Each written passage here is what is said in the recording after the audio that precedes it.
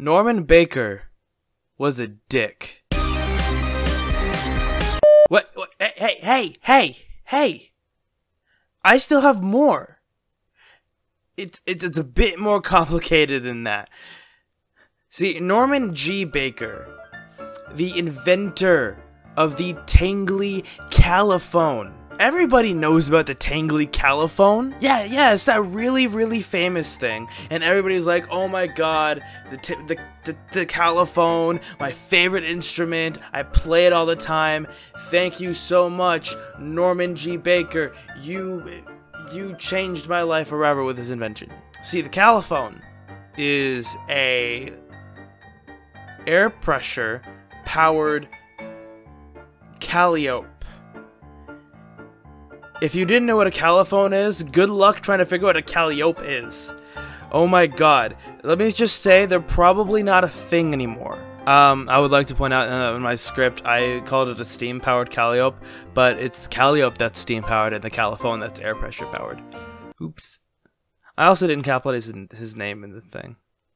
So the caliphone is a version of the calliope, where instead of steam, it uses air pressure, compressed air. The only reason I bring up this instrument is because it's what made Norman Baker rich. Like, very rich. And helped him fund literally every atrocity he went on to do. So we can all blame the caliphone for countless deaths.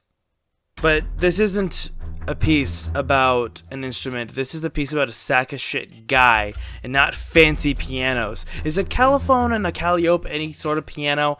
It's like an organ. It's basically like an organ. But this did fund all the stupid shit he went on to go do. This includes hosting a radio show and killing people in an attempt to cure them of cancer. We should point that out. He did try to cure them of cancer, but I'm not so sure he really believed he was trying to cure their cancer. Buckle up. Let's get into this.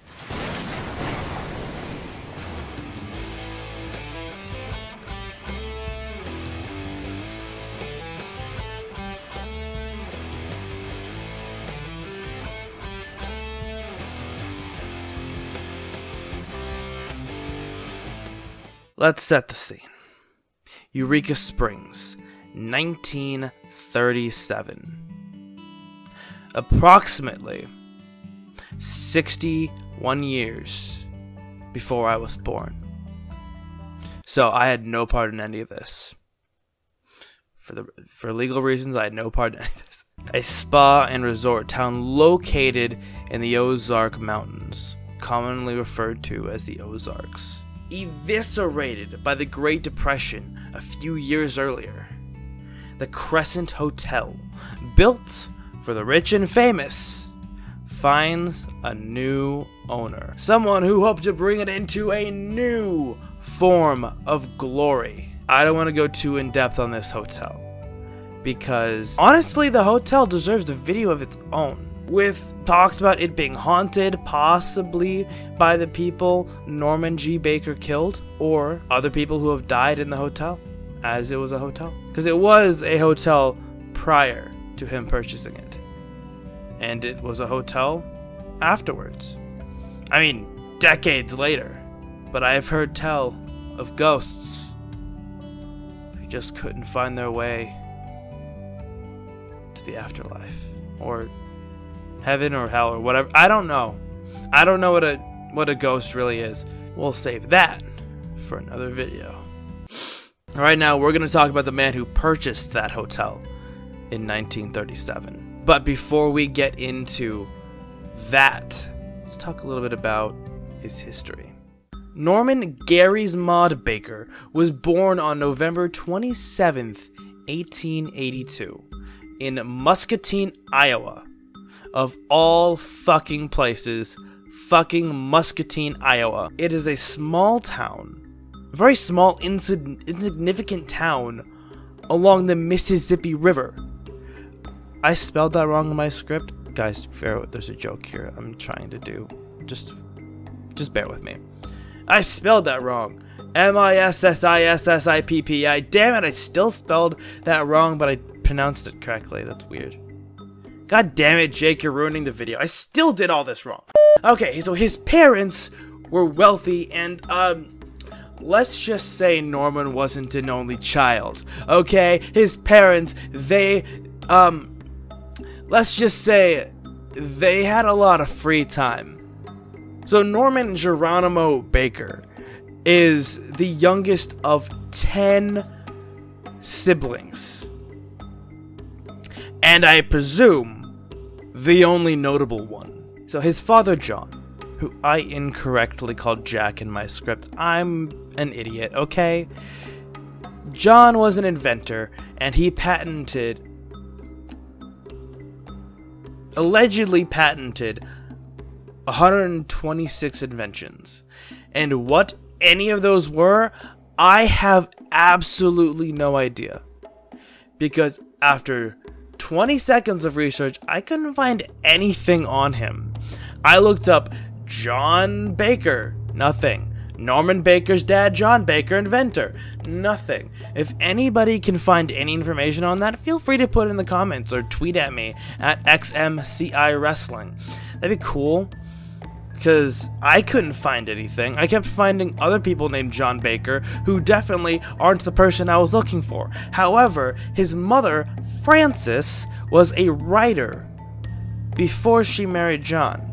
And what she wrote, I have no idea either. Because again, there's nothing on her. But 126 inventions that he patented, his mother was a writer, we can assume that his parents were probably loaded. You can see where I'm going with this. Norman Baker was probably a spoiled rich kid. Norman Grigorovich Baker wasn't very educated, and when I say this, I of course am saying this in my own opinion because he dropped out of high school in 1898, 100 years before I was born. That is the last time I'm bringing that up, I promise. And again, I am assuming with this lack of his finishing education, he could not do the math of me being born 100 years later. I'm getting off topic. So he quit school so he could be a machinist. A machinist is a guy that just kind of, you know, makes tools and dies and stuff. So he traveled around making tools and such for a few years. Yeah, that is until he saw a mental suggestion show. You know, like psychics. He saw a guy that could read people's minds, you know, like the fucking Long Island Medium. I don't think she reads minds, but she does trick people into thinking that she's talking to their dead relatives, and then she takes their money. And maybe I should do a video on mediums. It'll go well nicely with my video about ghosts. Norman's like, hey, I could do the same thing. Norman goddammit Baker realized he could do the same thing, and not read people's minds, but trick people out of their hard-earned money. That'd be stupid if he actually thought he could read minds. If anybody's trying to figure out what I'm thinking right now, it's tacos. So, Norman did exactly what you think anybody in that situation would do. He started a vaudeville troupe, which started garnering some success in 1904. So, you know, he had some things going for him. The show would have a few different acts. But the main act would be Madame Pearl Tangley, a mind reader. So yeah, he did pick that up, and it was some lady whose name I have absolutely no idea, because in any of the websites I looked on, even the Wikipedia, did not say who the fuck she was. However, even though they'd go on to have success for like 5 more years, Madame Pearl Tangley decided she wanted to leave the group because she just wasn't feeling it, man. She wasn't feeling it anymore. I don't know, man. What are they gonna do? Oh, here's what they're gonna do. That didn't stop Norman Godwin Baker from keeping his 10-year dream alive. He hired a college girl named Teresa Pinder to replace her. She probably read his mind and was thinking, this guy wants to fuck me. You know what? He'll make me some money. I'll let him fuck me. And did she have any abilities that qualified her for this role?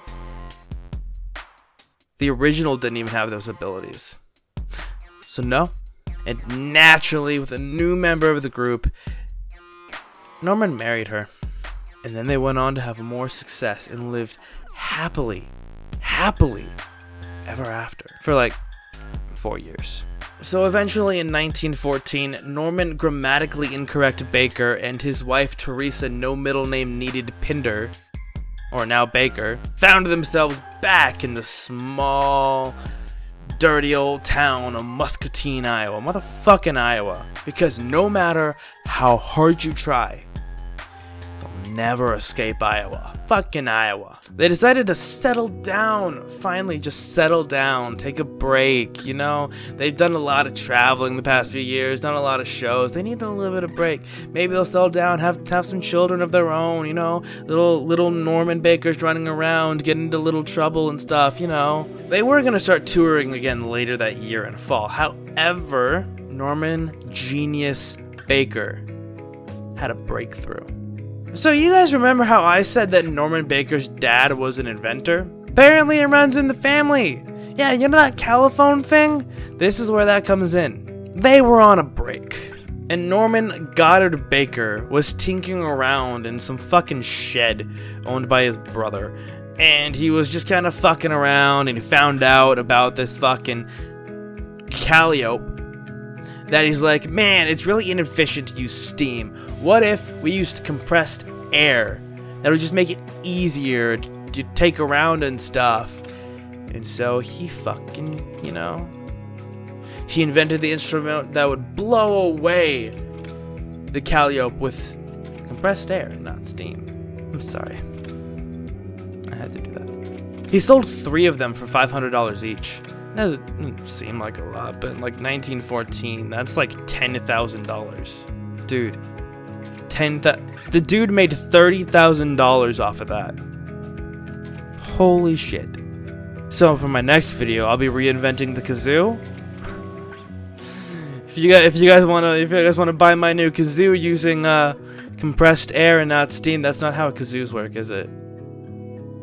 I'll think of something. The caliphone made Norman Giuseppe Baker a changed man. He was all about that manufacturing life now, baby! So much so that he quit the show business altogether. He wouldn't let anything get in the way, such as his wife. Yeah, he ditched her too. I know, right? Holy fucking shit. The guy's like, man, I want to start a factory for my new goddamn caliphone. Fuck this bitch. She's just gonna get in my way and take my money. Get the fuck out, bitch. I'm quoting him, not me. I don't know if he actually said that, but I feel like he probably did. This guy was worth so much money around this time that his business at its peak was worth $200,000. You can buy a lot of chicken nuggets with that. Norman knew business. He could draw in the money, but he could not draw a bunny. Insert iCarly clip where she's trying to draw a bunny. So if I have anything in common with Norman, God, I wish I had as much money as he had, Baker, is that neither of us can draw. Probably because he's dead. But he couldn't draw when he was alive either. So naturally, he did what any businessman who can only draw birds in the shape of a So naturally, he did what any businessman who can only draw birds in the shape of an upside down V would do. He opened an art school. That's right, Norman Grape Soda Baker earned $75,000 at Tangley's school. And I guess those who can't do, teach.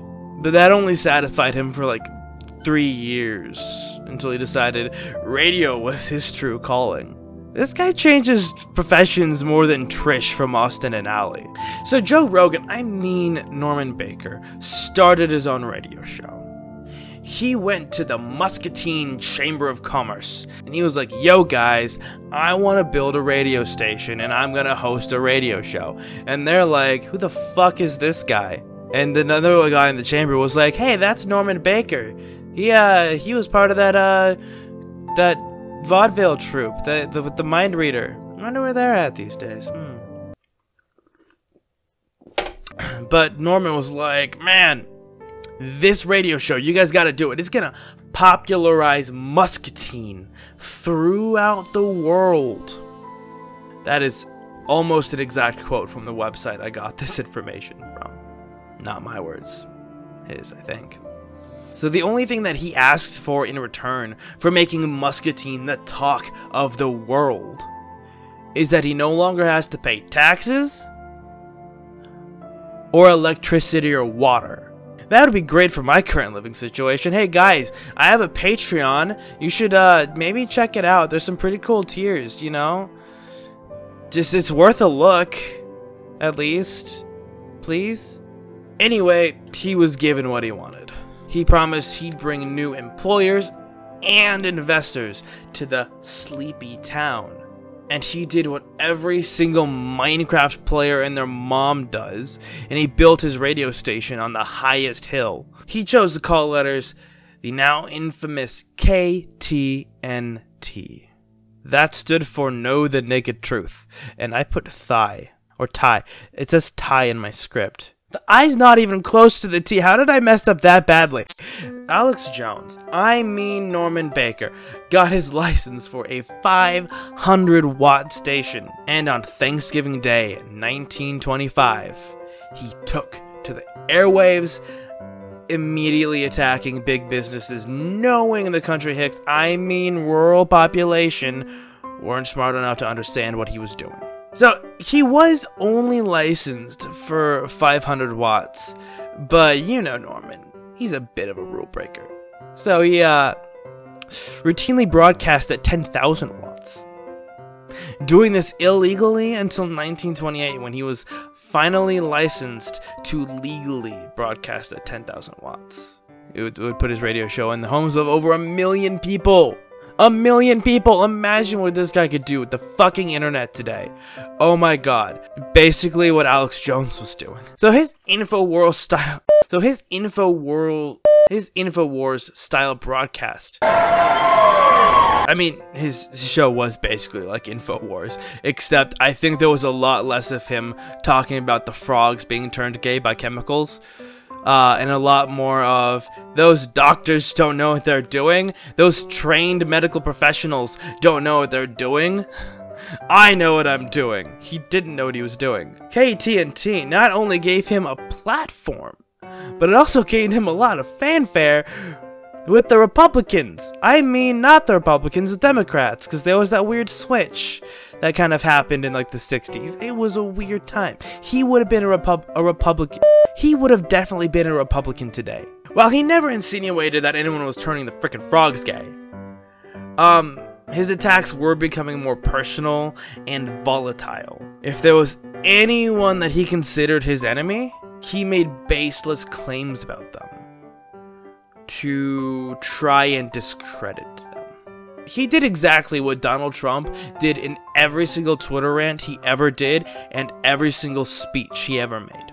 He called people out for adultery, for drunkenness, among other things. And yeah, those are bad things, but like, not all of them were based in fact. If he didn't like somebody, he would just make up facts about them. Like, if he wanted to call someone an adulterer, it doesn't matter if they've ever cheated in their entire life. It doesn't matter if they've ever held hands with another woman while in a relationship with a different woman. He was like, that guy probably slept with 20 women other than his wife, and they probably didn't.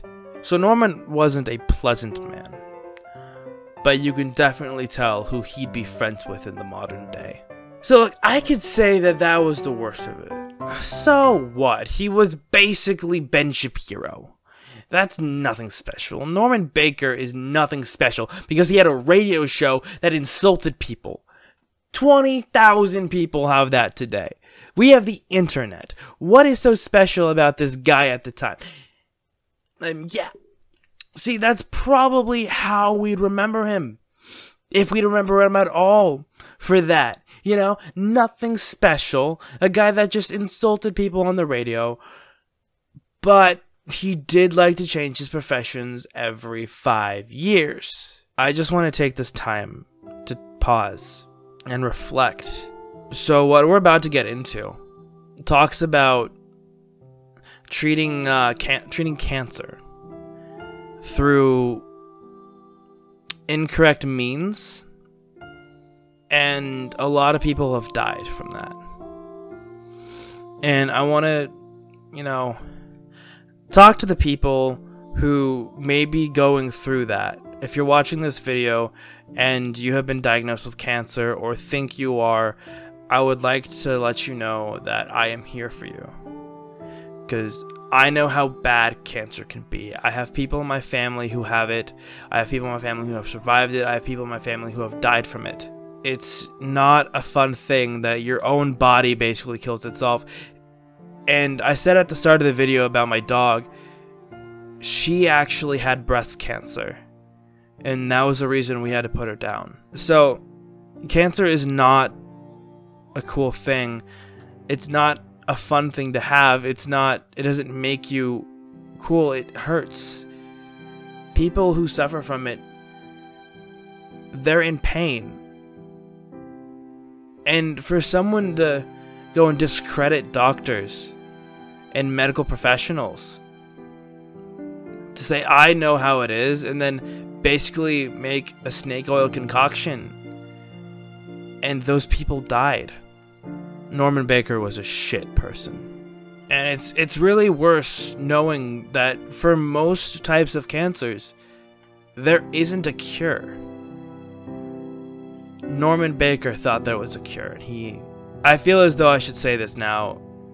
Norman didn't pursue his next venture because he cared about people. He didn't pursue it because he wanted people to stop suffering horrible fate. He did it because he wanted their money, and he didn't care what happened to them after he got it. In 1929, months before the economy collapsed, Norman Baker found out about a doctor in Kansas City. Dr. Charles Ozias. Ozias operated a cancer sanitarium in Kansas City. And Norman promised his faithful listeners of KTNT that he would investigate this man and his sanitarium. So he did just that. In the summer of 1929, he sent 5 people on an all-expenses-paid trip to Kansas City to get treated by Dr. Ozias. Norman would then publish his findings in his magazine, TNT. Can you guess what that stands for? In December, he eventually did publish the findings, but they weren't exactly what he was hoping, but he did it anyway and lied. So Norman, he hated aluminum trust. I don't know what that is. He hated aluminum, essentially. Anything that was aluminum. Baseball bats. Were baseball bats made out of aluminum back then? I have no idea, but if they were, he probably played with a wooden bat. Any aluminum products, Norman said, would cause cancer. This includes cooking utensils, especially cooking utensils. Aluminum foil? Hell no, that shit'll give you brain cancer whenever you put it on to stop people from reading your brain or whatever. Because conspiracy theories, I don't know. He also stated you couldn't cure cancer using surgery. He hated surgeons. He hated the American Medical Association, commonly known as the AMA, and he referred to those surgeons as cutters. And using his radio show and his magazine, he looked to promote his new cure that he got from Dr. Ozias that didn't involve carving people open. So those 5 people that he sent to Kansas City would be living proof of this cure. Would be is the key word. Would. The first patient passed away on November 25th, 1929. Norman published his findings anyway, with the front page of his magazine stating cancer is cured. That is an exact quote. By Christmas of that year, the second patient passed away. It was becoming clear to everybody except for Norman that the cure didn't work. But still, he persisted. By 1930, Norman Baker started running the Baker Institute out of Muscatine. He promoted this next business venture using his radio station. And even though his hoaxy and very expensive treatment didn't work, he kept getting business. And this was all through him and his two business partners, one including a man named Harry Hoaxy. He becomes important later on, and let me just say, that is a great name for a guy who's running a hoaxy medicine. You can't make that stuff up. Harry Hoaxy was providing hoaxy medication. I'm telling you guys, you can't make that stuff up. So when I tell you that him and Hoaxy were basically snake oil salesmen, their cure basically included everything except for snake oil. The probably disgusting tasting concoction included materials such as corn silk, watermelon seeds, clover, carbolic acid, and dihydrogen monoxide, also known as water. Bet you thought that was a harmful chemical. I got you. But yes, it was water. Everything, pretty much everything water is pretty much in everything, so of course it had to have water. But at least this one didn't include his bone marrow.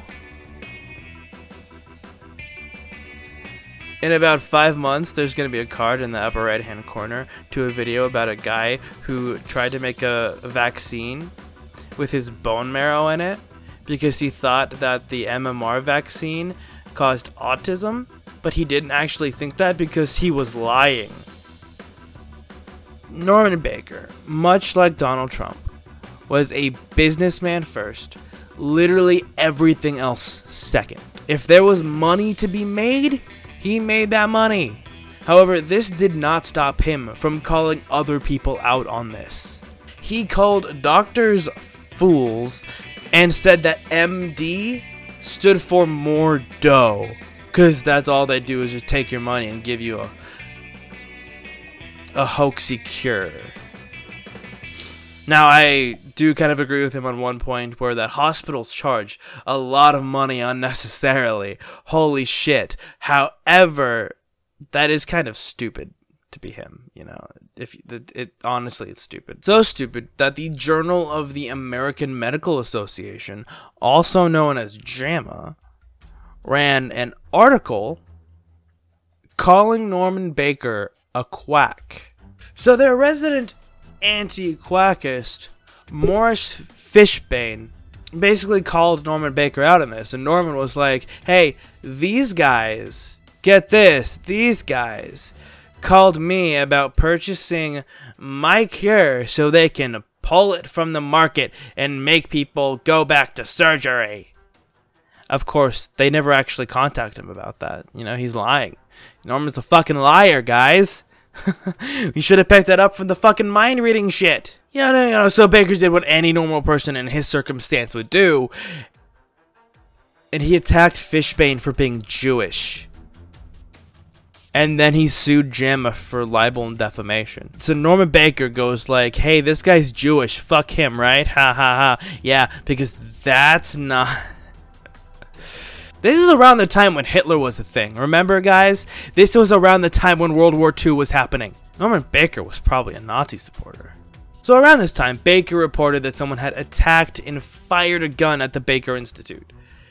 However, police could only find evidence that the person responsible was Harry Hoaxy, Baker's associate, a man who helped Baker with this cure. And in 1931, the state of Iowa brought Baker, Hoaxy, and 3 others to trial for practicing medicine without a license. You know, he likes to do things without a license. That guy probably would drive a car without a license. Oh my god. Baker was losing the rights to the KTNT. Things were not looking up for Norman. This is also around the time his business partner, Hoaxy, turned on him. Ooh, plot twist. The Baker Institute was worth $100,000 a month, and Baker was getting most of that through briefcases being taken under the cover of night Hoaxy was barely getting any of the fucking money. So Norman ran away to Mexico to get away from all of his problems. During this time, his radio station got officially delicensed, and when he returned from his exile in 1937, he spent one night in Muscatine jail and paid a $50 contempt of court fine. Oh my god, that guy basically got off with a slap on the fucking wrist. Hoaxy, however, continued to travel from state to state, literally being an actual snake oil salesman, as he was pursued by the law. You guys remember that snake oil salesman from Red Dead 1? Yeah! That's basically what Harry Hoaxy was doing. There was also this one time he ran for office, but he didn't win. There's nothing of importance about that. So Norman went to Mexico to escape his problems, you know, as you do. He started another radio broadcast in Nuevo Laredo. I butchered that pronunciation, and I'm pretty sure I read it correctly when I started writing this, but now I cannot for the life of me figure out how it's pronounced. It's along the Rio Grande. And it was also outside of the reach of the FCC. So he could go on all of the anti-Semitic, anti-Catholic rants that he wanted to. Because, remember, he was a fucking Nazi supporter. And he'd also even broadcast live while having sex with his mistress. The guy was basically untouchable by the FCC. So 1937 rolled around, and you already know about this. He bought the Crescent Hotel, opened another hospital, and with the help of his new accomplice, Thelma Yount, accumulated hundreds of thousands of dollars at the time the Baker Hospital was open. And he only had it for a short time before he would be imprisoned again. So, Arkansas. I misspelled Arkansas in my script. Yay! Arkansas couldn't close the hospital, but the feds could get him on 7 counts of mail fraud. Ooh. The dude kills people and goes to jail for mail fraud. Wow. The case was opened in September of 1939, and there were appeals sent all the way to the U.S. Supreme Court. This did not help Baker. He ended up going to jail for 4 years with $4,000 in restitution. He was then imprisoned again in the U.S. Penitentiary in Leavenworth, Kansas, because his cures, get this, were found to be pure hoax and utterly false. Who would have known? And that happened in January of 1940. During his time with the hospital and the Baker Institute, he would perform open-air demonstrations. It was basically a Woodstock type deal. People would gather around a stage. You know, back when he had the radio station in Muscatine, he would have like people all crowd around there. He would have like live music. He would give them free, like he would give them cheap gas and stuff like that. The dude knew how to sell his business, man. He knew how to sell his business. With the use of open-air demonstrations, and that's a thing I didn't get to talk about in this video, was a particular one that Morris actually ended up calling him out on, which turned out to be like a fake kind of deal, basically a show, you know. The use of that and the killing of patients like Luna Tunis really drove home how sadistic Norman Baker really was. Lula Tunis was brought into the Baker Hospital in May of 1930. Her cancer was getting worse, and her husband John looked to Norman to be their new savior. It's safe to say that what Lula went through could be more accurately described as torture. Having 5 to 7 needles injected into her using this watermelon seed elixir, Lula was dead by Christmas of that year. And I bring this up because it goes to show you how horrible of a man Norman really was. Knowing that his cure didn't work, he still did it. His hospital closed down after he went to prison. He tried to open a medical research lab in Muscatine, but he got shot down by Iowa. He later retired to Miami, Florida, living out the rest of his days on a yacht. He died in 1958 of cirrhosis. And in the wiki article, it stated that he always had a submachine gun within arm's reach. This guy knew what he was doing. You cannot tell me he did not know that his cure didn't work. This guy was a business criminal. It's important to look at this case when thinking about people who are getting platforms on the internet today. How far could this man have gotten if he had YouTube at his disposal? What about Andrew Wakefield, the guy that tried to convince the world that the MMR vaccine caused autism purely so he could sell his own vaccine? The dude lied so he could sell his own thing. Andrew Wakefield is no different than Norman Baker. There's so much going on right now when it comes to alternative medicine. People not trusting doctors because they think Big Pharma is out to get them. Norman Baker would have been an advocate to not take the COVID vaccine because he didn't like doctors because it didn't suit his narrative. And he most definitely would have pushed the autism narrative as well. Knowing it was false, he would have pushed it. I wanted to make this video to show the dangers of trusting alternative medicine over experts who have dedicated their lives to research. But what do you guys think? Was he really a bad man? And if your answer is anything but yes, you're wrong. Did he really think his cures worked? Let me know in the comments below. As always, the links to where I found all of this information will also be in the description, where you can find all of my social media links. Be sure to like and subscribe. And please also put nice things in the comments because I'm really missing my dog. But I will see you all in the next video. Have an awesome day.